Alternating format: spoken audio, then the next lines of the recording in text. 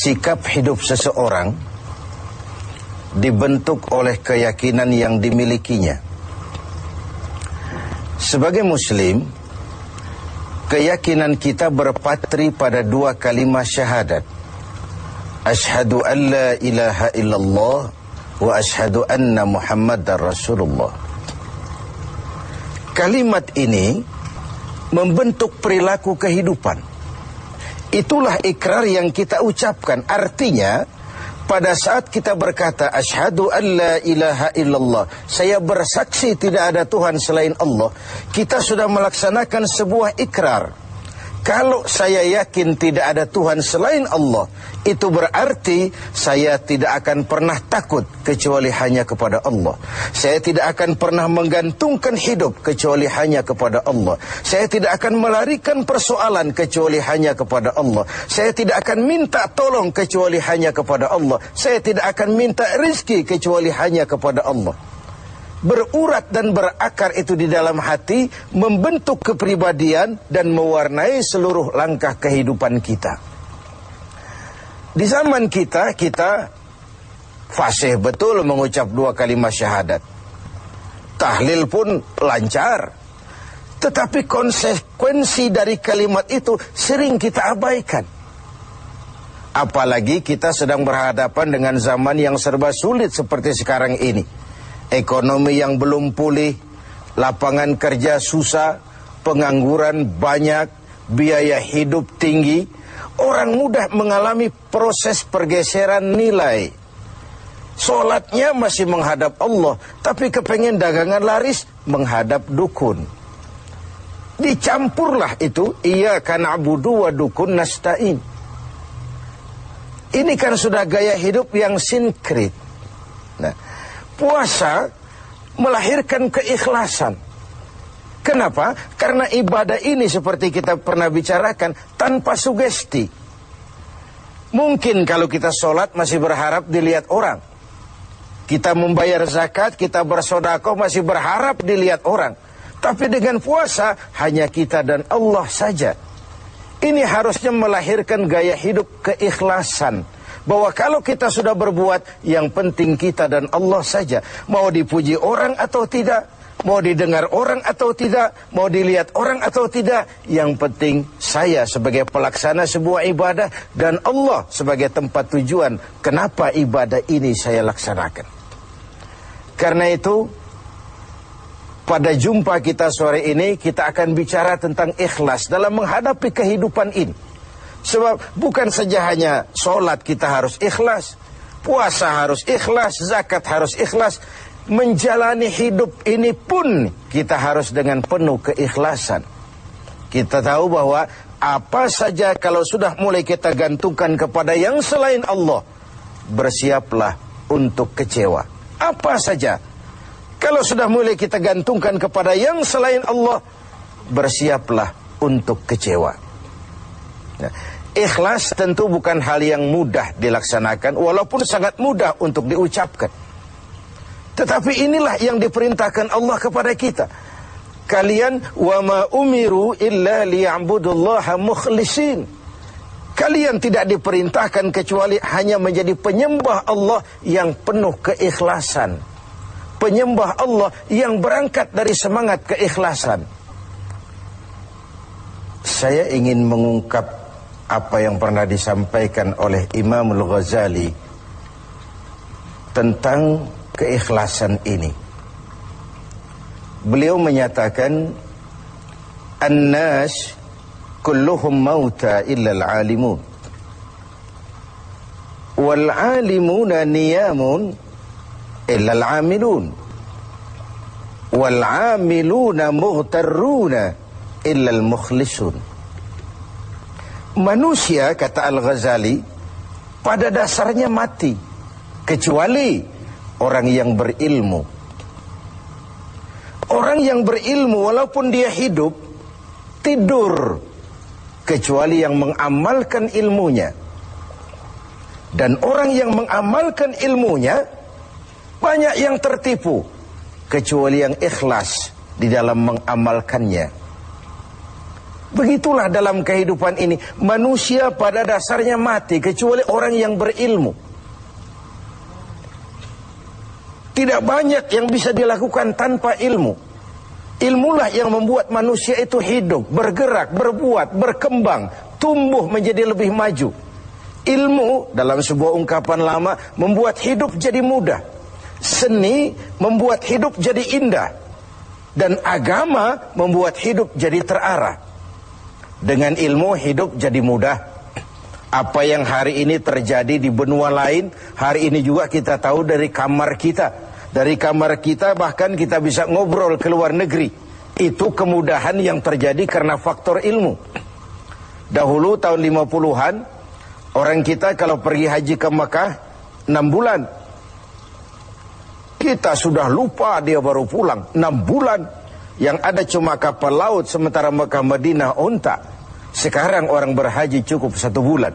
Kemajuan ilmu yang menciptakan Boeing memotong waktu 5 bulan. Ruang dan waktu sudah bukan masalah. Manusia mati kecuali yang berilmu. Orang yang berilmu, walaupun dia hidup, tidur kecuali yang mengamalkan ilmunya itu. Nah, orang yang mengamalkan ilmunya banyak yang tertipu.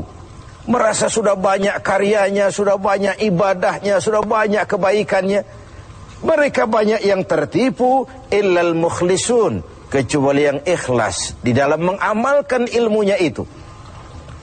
Ikhlas itu, itulah roh dari amal yang kita kerjakan. Amal tanpa ikhlas, jasad tanpa roh, mati nilai amal kita. Dan iblis itu luar biasa. Sehingga Nabi katakan, iblis masuk ke tubuhmu, menggodamu melalui saluran darahmu. Persempit jalan masuk iblis ke tubuhmu. Sahabat bertanya, dengan apa ya Rasul? Dengan zikir dan lapar. Saya ingin mengulangi hadis ini. Iblis masuk ke tubuhmu, menggodamu melalui saluran darahmu. Persempit saluran masuk iblis ke tubuhmu. Dengan apa ya Rasul? Dengan zikir dan dengan lapar. Jadi ketika kita melaksanakan ibadah puasa ini, kita mempersempit ruang gerak iblis. Itu makna bahwa kalau datang Ramadan, diikat setan dan iblis itu. Siapa yang mengikat? Ya kita sendiri. Dengan apa? Dengan ibadah puasa. Kita ikat dia, tidak berkutik, memperturutkan hawa nafsu sebagai kendaraan utama si iblis tadi. Jadi kembali kepada soalnya, keikhlasan. Itulah nilai dari amal kita. Nah, iblis datang kepada setiap orang dengan bendera yang tidak sama. Iblis datang kepada orang kaya dengan bawa bendera bakhil. Iblis datang kepada penguasa dengan membawa bendera kezaliman. Iblis datang kepada para kiai dengan membawa bendera hasud, iri hati, dengki. Iblis datang kepada orang kaya dengan membawa bendera pelit, bin bakhil alias kikir. Strateginya berbeda, bergantung kepada yang didatanginya. Nah, kalau itu tidak terkena, ditanamkannya lah perasaan bangga. Ah, amalmu sudah banyak, kebaikanmu sudah banyak. Dihilangkanlah keikhlasan kita. Karena itu hadirin dan pemirsa, saya ingin menyampaikan sebuah potret tentang ikhlas ini. Dulu ada cerita, kiai punya santri 2 orang. Satu namanya si Ali, satu namanya si Umar. Satu hari si Ali pergi ke kebun, nyabut singkong. Singkong tercabut, Ali melihat, ah ini singkong bagus sekali. Kalau dihadiahkan kepada Pak Kiai, senang hati beliau. Ah, tabarukan, cari berkah. Berangkat ke rumah Kiai, bawa singkong. Sampai di rumah Kiai, Assalamualaikum Pak Kiai. Waalaikumsalam. Ada apa? Dari kebun Pak Kiai, saya jabut singkong, bagus sekali. Saya ingat sama Kiai, doakan saya Kiai. Oh, bawa masuk ke dapur, Li. Ali masuk ke dapur, taruh singkong. Kiai bilang sama istrinya, Bu, Ali ini jauh-jauh datang kemari, hadiahkan kita singkong ini. Pulang kita kasih apa dia? Kata istrinya, Kiai bang, ada seekor kambing di belakang, hadiah pengusaha temporary sama kita. Daripada di sini ada yang merawat, kan lebih baik dikasihkan si Ali. Siapa tahu dia pelihara berkembang biak jadi banyak nantinya. Jadilah itu. Ali permisi mau pulang, kata Kiai, "Li, saya hadiahkan kau seekor kambing. Peliharalah, mudah-mudahan membawa berkah." "Terima kasih Pak Yai." Pulanglah Ali dengan kambing seekor ini. Di jalan pulang ketemu temannya si Umar. "Dari mana kau, Li?" "Dari rumah Kiai, Umar." "Itu kambing?" "Dikasih sama Kiai." "Kenapa kamu dikasih kambing?" "Enggak tahu, saya datang cuman bawa singkong ke rumah Kiai, pulang dikasih kambing." Si Umar nih otak dagangnya jalan. Kalau Ali saja bawa singkong dikasih kambing, bagaimana kalau saya bawa duren? Jadi mampirlah si Umar ke pasar beli duren 3 buah, dibawalah ke rumah Kiai. "Kiai, assalamualaikum." "Ada apa, Mar?" "Duren Kiai, ikhlas karena Allah, ikhlas Kiai, silakan." "Oh, bawa masuk ke dapur, Mar."